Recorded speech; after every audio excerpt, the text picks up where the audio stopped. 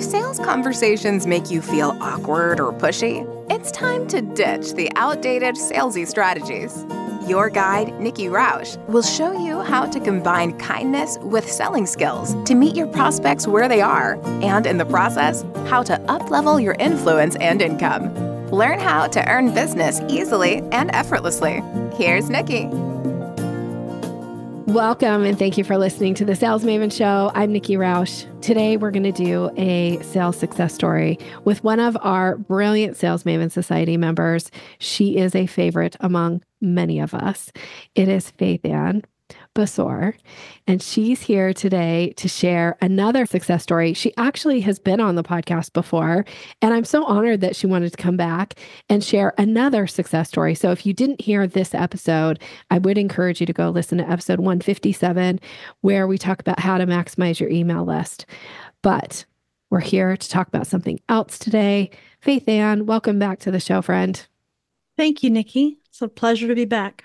I'm so excited. Will you remind everybody a little bit about who you are and what you do? Sure. So clients hire us to bring nature into focus through professional window cleaning for both homeowners and business owners in the Oklahoma City metro area. That's perfect. That's brilliant. Okay. And let's just dig right in. All right. Dig right into what you want to share with us today as far as a success story. What's been working for you lately? What are you doing? Well, lately, I've been talking a lot about networking, and I've actually decided to branch off and try and make a business with networking coaching. And I'm using a lot of the stuff I'm learning from you to help people understand, how to speak effectively and how to land soft, how their phrases land soft, and to make it all about the other person instead of about you. I think of myself as just this one big giant delete button, because so many times I hear elevator pitches when I go to networking meetings, and they just include so much in their elevator pitch that I just want to delete.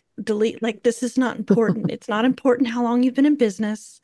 It's not important how many locations your company has. You have 60 seconds. Why in the world would you waste it on telling everybody in the room how many locations you have? Just really making it more about what is going to pique curiosity. And I know you're a huge proponent of piquing curiosity. I sure So am. I've learned so much from that, and I'm taking what I've learned from you to help people network, because I'm in a lot of rooms where people have to give elevator pitches, and I'm finding that's where the most help is needed. Is I'm people's so interested now. Elevator pitches. I mean, even though, my story isn't about that, but that's what's happening now. But I can get into really my story for the window cleaning business if you'd like. Well, you've got this new branch, this new arm of a business that you're pursuing. I really want to ask you some questions about that. Is that okay? Oh, sure. Yeah. So how are you working with clients that want to up their game when it comes to networking? The main thing I'm doing right now, and it is pretty new, is helping people craft better elevator pitches, really. And then I have a consultation that I'm working on crafting, so that, let's say that you just started a moving company and you need to network and you just don't have any clue how to do it.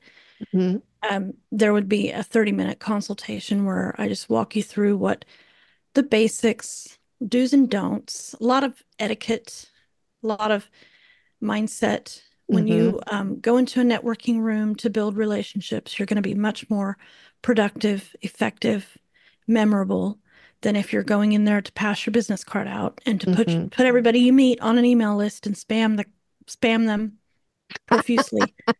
That's not networking at all. No, it isn't.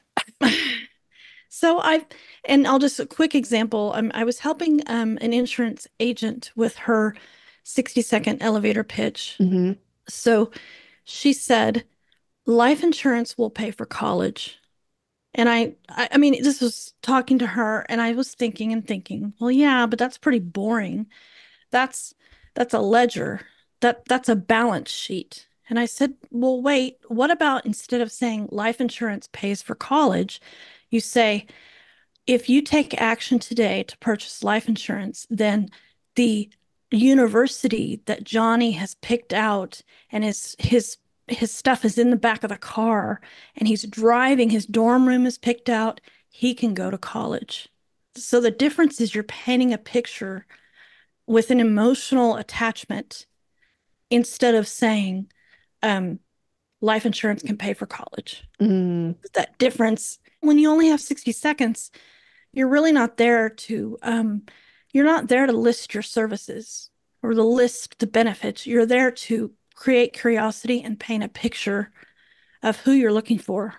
So today I was in a networking meeting and I said, I'm looking for the roofers that you know. So right away, you're putting a picture in someone's head of who to look for, because if they don't know who to look for, how can they refer you if they don't know who to look for? Yeah.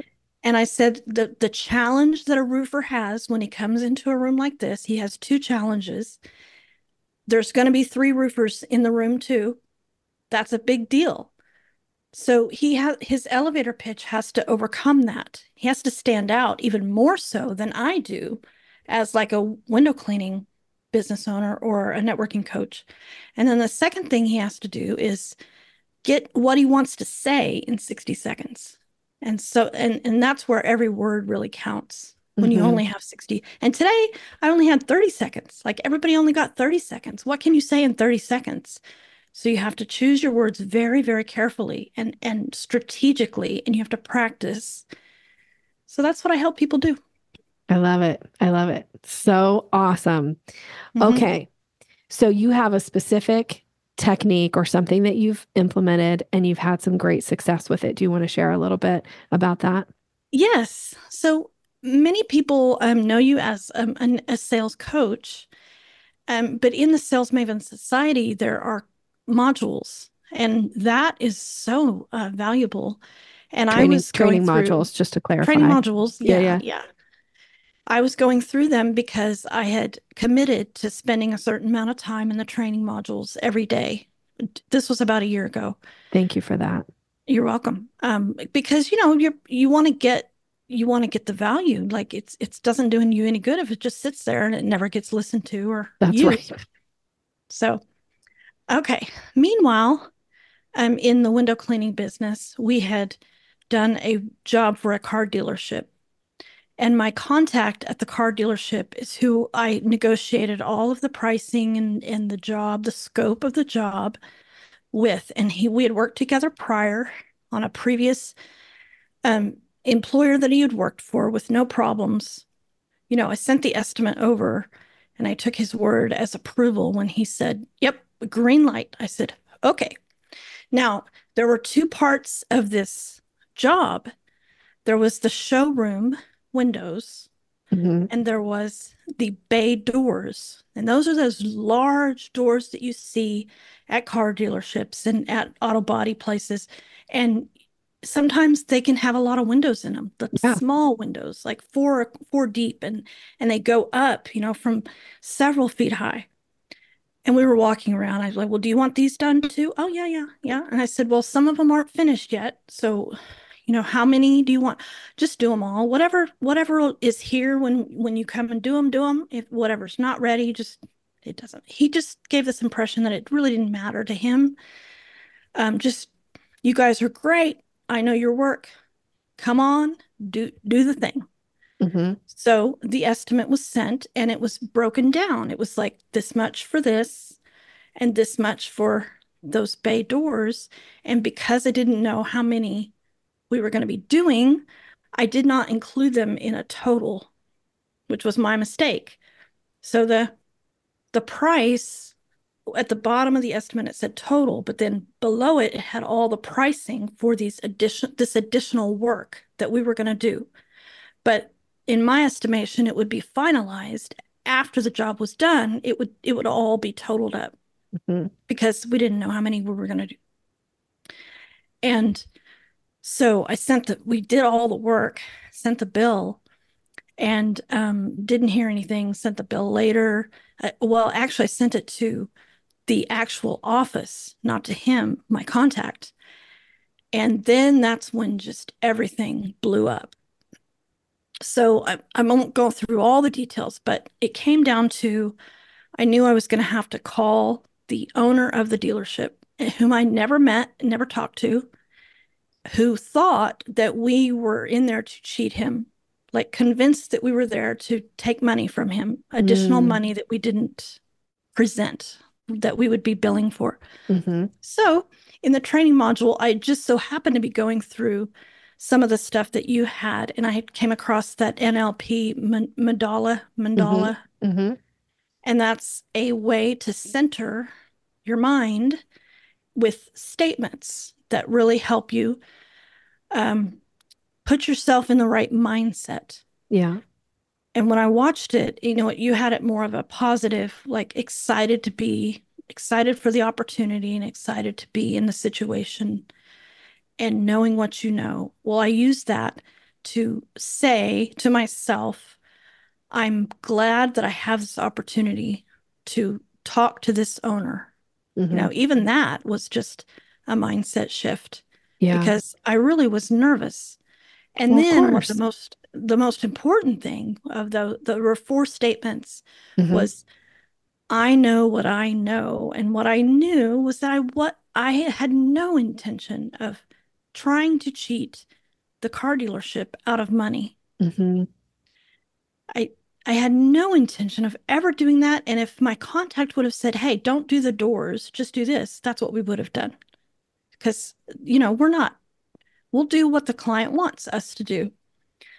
So having that, I did it for a good 5, 6, 7 minutes. And so I was able to get on the phone, and he was nasty, and I was able to keep my cool, and I was not able to convince him that I was not there to rip him off. But because I had just really centered around what I knew to be true about my integrity, I was able to really pick up on right away that there was no convincing him. There just wasn't any way to convince him that I wasn't there to rip him off, because he was saying really accusatory things to me. So I just came to that understanding, and I said, all right, thank you. And I got off the phone, and, we got cheated out of the money, and we learned a lesson. Okay, so just to circle back on this, I'm sorry about that. I'm not laughing at you. I'm just laughing at like, oh my gosh. When something doesn't go well and you're put in a situation where you have to have an uncomfortable conversation, having some type of strategy to master your state management, that's what I call it, like your state of mind management, can be incredibly helpful. It doesn't mean that the situation is going to go the way you want it to go. Like in your instance, it didn't really go the way you hoped it would go, but because you managed your state, you were able to get through the conversation and be resilient enough to, okay, I've done what I can do, and I'm willing to let go from here and not hopefully lament about it for days upon days. No, I didn't. Yeah, just be able to go like, it is what it is. But more importantly, to be able to manage your own state, because it's hard not to get defensive when somebody doesn't understand that you're coming from a real, true place, and they're still questioning your integrity. That's real. I mean, let's just be honest. That's one of my triggers. So it can really be triggering, but when you can manage your state through the conversation, you can leave feeling good about your part of it, that you didn't lose your cool, that you didn't break down, that you got through it. And I think being able to manage your state is crucial in most all life situations. So I'm so happy that you have incorporated that into your business and into these opportunities. And also that you're going through the training center going like, how can I use this in my business? Like, what is some piece of this that I can take and apply and implement to what I'm doing so that I can get the kind of results that I want? Doesn't mean it's necessarily going to result in payment in this particular case, yet it's nice to know that you can feel good about where you are in that conversation.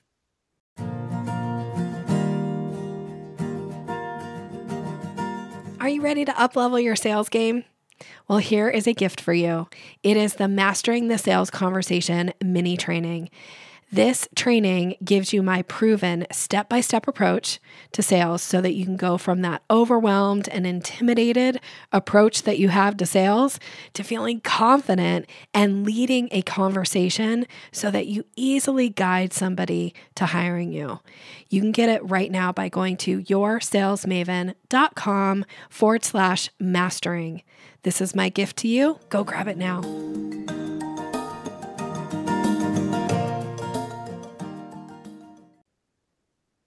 My goal was to not cry on the phone with him. Yeah. I met my goal. Yes. And I don't think I would have met my goal if I hadn't done the NLP work before to center my state.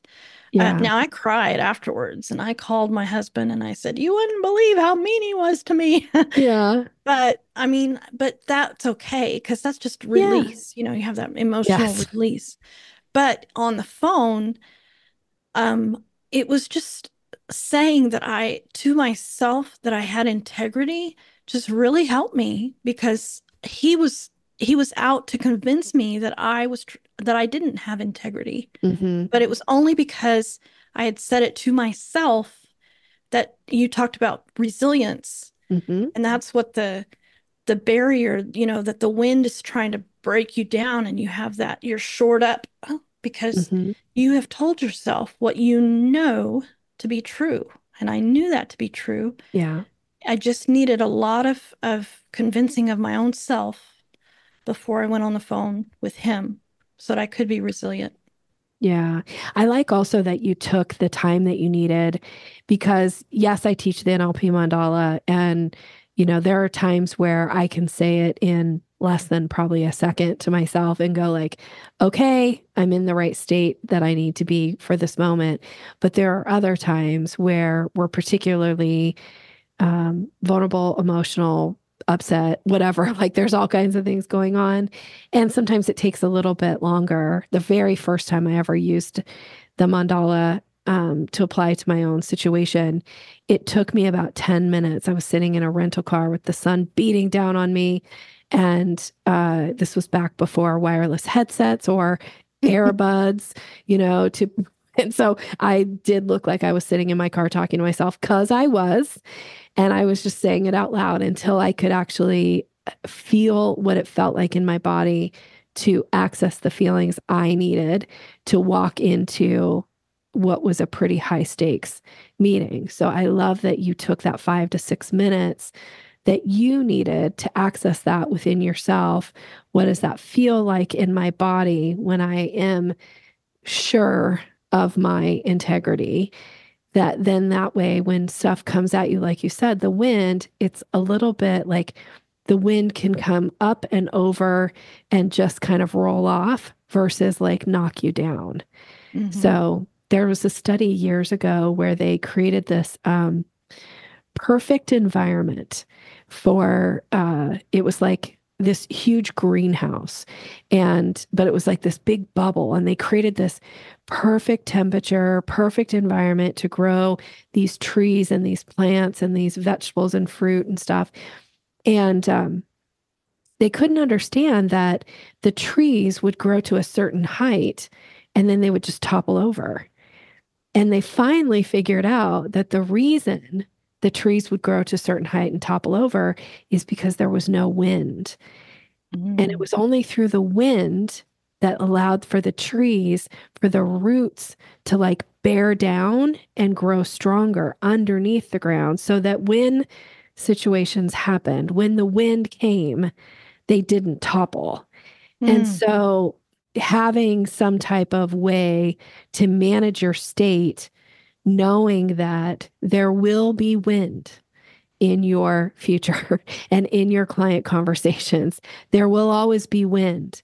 But when you can strengthen your roots of who you are and what you know to be true about you, it allows you to stand there And in this particular case, like you said, not cry, which as somebody who I always say I have a lot of emotional, my NLP teachers used to always say like tears are like emotional currency. And I used to always say like, oh, well then I'm rich. I am so rich in emotional currency because tears come very easy to me. I cry often, and there are lots of times where I feel like crying, but I've got the roots, I've got the state management, and I can get through most things without crying. So in those situations where the tears aren't going to be useful here, and I'm not against tears by any stretch of the imagination, but in a situation like that, I agree with you. Like being able to be resilient, hold your state, not cry on the call is a huge win. Yeah. I'm really proud of you. And I was going to say something else. Also, I think it helped me to understand that there wasn't that by not convincing him on this phone call that I was the devil in a dress, like by not convincing him that I wasn't that, didn't take anything away from me. So that helped me because I just stopped. Because no matter what he said, the conversation probably only lasted a couple of minutes because there wasn't anywhere to go. Yeah. But normally when that happens, when you're just so frustrated, like, why can't I convince this person? You won't stop because if I could only convince him. But with this conversation in particular, I just had a peace about it. Well, I'm going to eat this money. I'm going to eat it. Yeah. I'm just going to have to accept that. I'm just going to eat this money. And I think I'd rather eat the money than continue to talk to this person any longer. It's just not going to be productive. And I was at peace with that. That to me also says too, like it's easy to take on other people's opinions and create identity statements around them about ourselves. And because you have this ability and because you had prepared yourself ahead of time, you weren't willing to take on any of this identity that somebody is like pushing towards you or screaming at you or yelling at you or whatever, viciously kind of coming at you with it.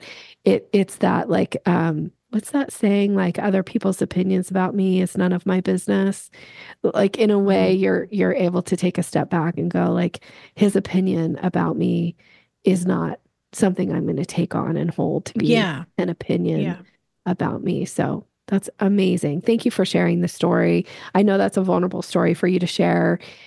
And I'm really grateful that you are willing to share it. And I hope for somebody listening right now that you'll take something away from what Faithann has shared with us today and think about how can you apply this in your own situations?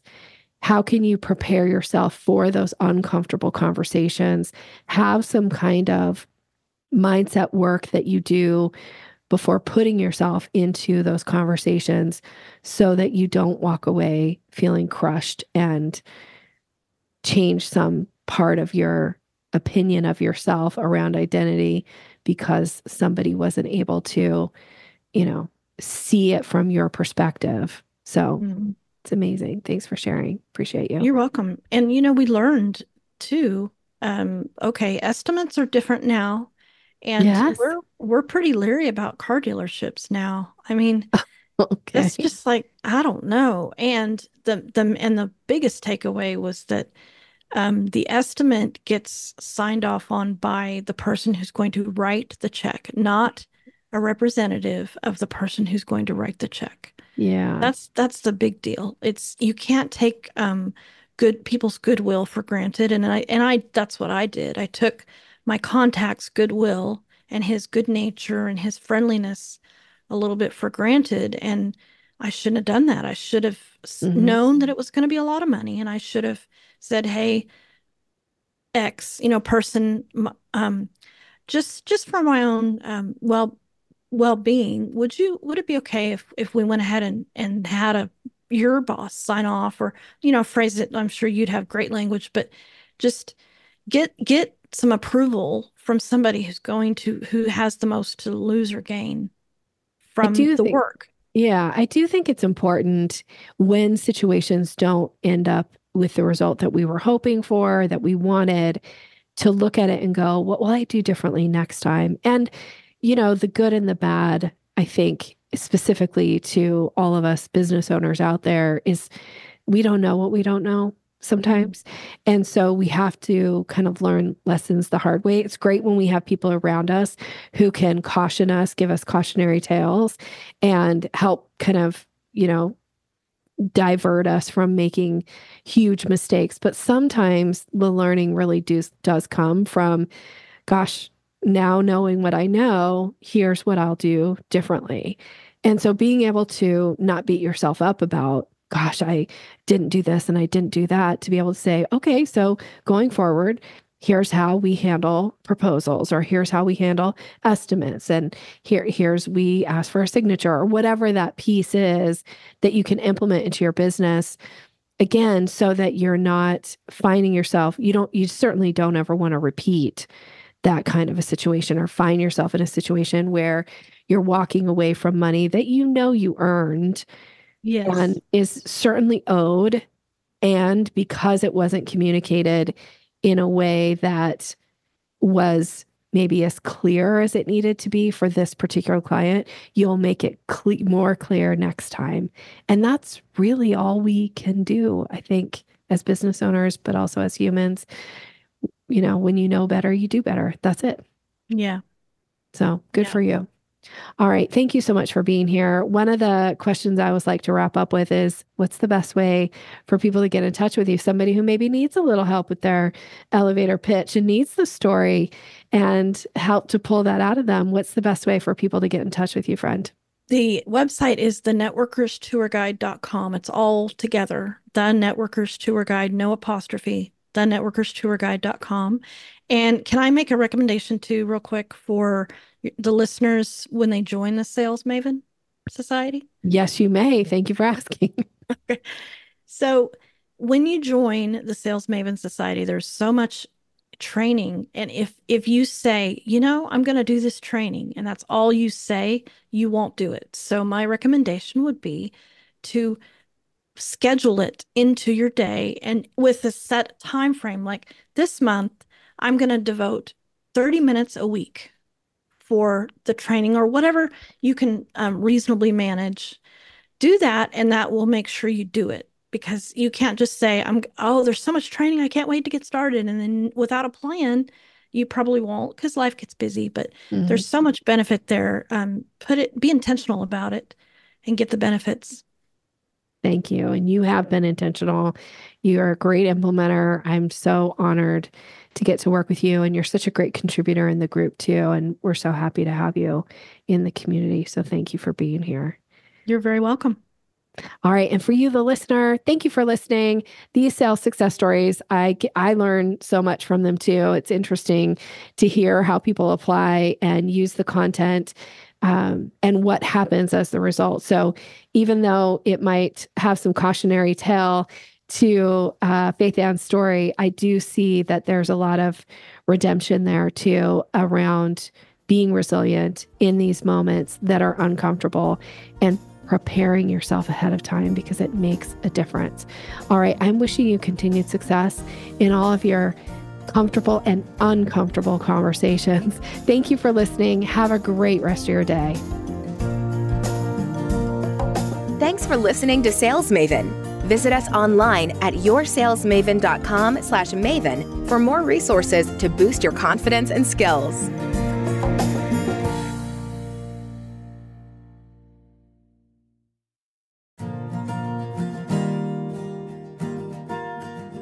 Are you ready to increase your confidence in your sales conversations?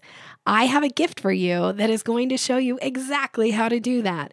It is my Closing the Sale ebook. It's all about leveling up your confidence, giving you language to use, how to seamlessly move somebody through the sales process.